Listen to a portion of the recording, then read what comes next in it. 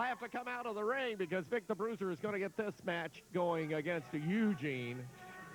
You know, this is one of the few matches I think Eugene is going to have a height advantage.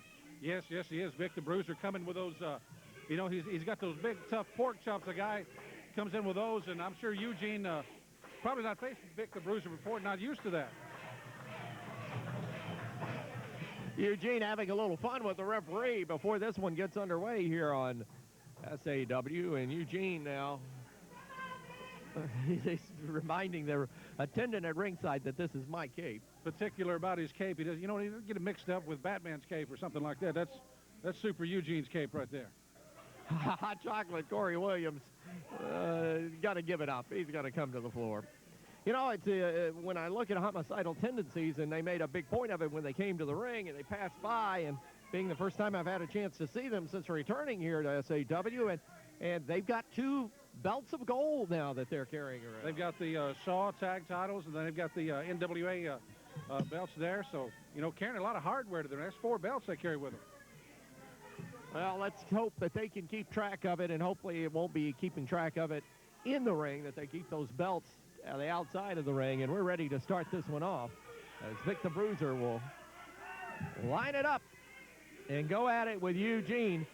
I don't think Vic the Bruiser and Eugene have had an opportunity to wrestle each other, so there's a familiarity factor that is missing in this match. I'm thinking I started to call it a meeting of the minds, but for some reason I don't think that's the kind of match, way you describe this match. I don't quite think that's the right terminology. And Vic the Bruiser just roughing Eugene's face a little bit there. You wonder what's going on in both of them's heads. Look at Vic. He's mocking Eugene. He's mocking a guy that mocks other people. The new water boy. Boy. Well, these two. If only Eugene knew what that meant, he'd be upset. Yeah, I know. It's over his head. Of course, a lot of things go over Eugene's head. And right now, Vic the Bruiser brings Eugene down to one knee as he bars that arm. This is an interesting matchup. The veteran Vic the Bruiser, one half of homicidal tendencies against former WWE star. Well, my name is Eugene, and I'm a wrestler. Hot Chocolate Corey Williams mocking Eugene, but, you know, doing that stuttering thing, you know. Yeah. Corey better watch out, because Eugene has got a lot more wrestling prowess than I think these men give him credit for. He's got what I like to call a special person strength. You know, he can get going. Eugene can really, really get going with that, and now Hot Chocolate is angered. There's something very special about Eugene. He's going after those Indian headdresses. I think he wants to touch the pretty feathers, you know, like anybody would, any child would. To him, it's a bird. Well, some folks may think that Eugene is more bird brain than he is given credit for. Uh-oh, there's Vic the Bruiser going to the eyes of Eugene, taking advantage of the young man and put him down, and now mocking him very, very profusely in the match, and puts him down again. Big fist to the chin of Eugene, and Eugene we saw last week had a good match with him. Well, you know, all the fun and games is over once you step inside that ring. Exactly. And sometimes I'm wondering if that piece of information ever got transmitted to Eugene, because sometimes I don't think he takes it as seriously. Look at this. A couple of judo chops and a third and a fourth. Very much in the style of Tojo Yamamoto. And Vic the Bruiser goes down. There's one for Hot Chocolate Corey Williams. And Eugene has the headdress. I believe he put on the sacred chop from the Slapaho tribe right there.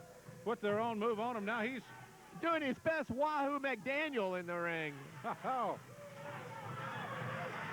Eugene getting everybody a headdress here, referee included. I think the fans picked up the Slap-a-ho chop They did. chant just then.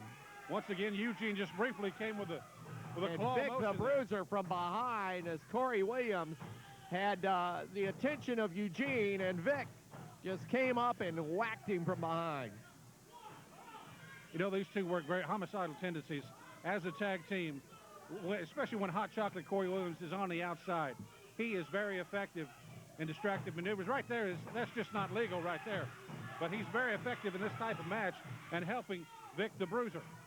Well, it's not a tag team match officially, but of course the Homicidal Tendencies team, you don't really see one without the other, so it becomes one whether you have one booked or not. And right now, Eugene's hair being pulled. Of course, that hair got shaved in his last gig. Right, Vince McMahon shaved his head. Yeah, sure did. Right before McMahon lost his hair to the rich guy. At WrestleMania, Donald Trump, yeah. You said rich guy. I was saying, well, there's me, there's Donald Trump, there's, the Rockefellers. You said the rich guy. I had to think there for a second, but it was Donald Trump. Well, you never know what's copyrighted. You know what I'm saying? Oh, that's true. That is true. I get your point now. And right now, Vic the Bruiser taking over on Eugene and is manhandling the man in the ring. Oh, Vic with a big Coco headbutt right there. That hurts. Eugene is flat out. Vic may have just knocked himself out because he whacked. I don't think he thought Eugene's head was as hard as it was. And Vic now coming off the ropes, going to go with a leg lift and try to wrap this one up. He got a count, but it wasn't enough. I've seen Eugene use that Coco Beware headbutt there several times. That's the one when I watched Vic the Bruiser. Right there. And Vic and Coco very much in the same style. And there's Eugene just using a doggy style headbutt. Spoke too soon. They gave him the fire hydrant right there. Spoke too soon. The grass is yellow on that side of the ring. And there is the claw. The Iron Claw. And Eugene had it locked in on Vic the Bruiser, and Vic broke it up because he jabbed at Eugene's eyes, but then Vic hits the canvas. Someone has brought the Iron Claw to Southern All-Star Wrestling, Michael St. John, and I'm glad to see it. And Eugene right now did not recover as quickly as Vic did, and Vic goes in and got him caught in the corner. In the meantime, Hot Chocolate Corey Williams in the near corner has gotten a hold of the cape of Eugene, is putting it around him, and if Eugene gets an opportunity and sees that, it's liable to send this guy off. He's not going to like it. Early in the match, as it started, he told the referee, was very specific that this is my cape, take care of it. Now we see Hot Chocolate with it on. Eugene, once he realizes that, I don't think he's going to be happy. And Eugene right now takes over on Vic the Bruiser, and the referee pointing out that Hot Chocolate Corey Williams has the cape. Now Eugene's got Williams. They're fighting over the cape. And Vic the Bruiser from behind just got Eugene again. What distracted Eugene was not only the cape, but the fact that Hot Chocolate Corey Williams he was doing the good foot. If you ever heard that song by James Brown, use your good foot. Hot Chocolate not only singing it, dancing the good foot over there. He's still doing it. Well, in the meantime, in the ring where the action is, it's all Vic the Bruiser. And the crowd wants Eugene to come back. Crowd is really wanting Eugene to come back here. Everybody in the place chanting for Eugene. Could he hulk up one more time? He hulks up in these situations, Michael. Oh, but Vic the Bruiser interrupts it. Now here he is again. Again, Eugene showing some intestinal fortitude and strength that's not normally seen in the ring. He has got it going now, Michael St. John. He feels like Superman. That's why he wears that cape. Vic the Bruiser winding up, and oh, look out, rock bottom, rock bottom. And Eugene with the rock bottom. Gonna give a little rock action in the ring right now. Drops the elbow. This could do it. He got him. That's it. He got him.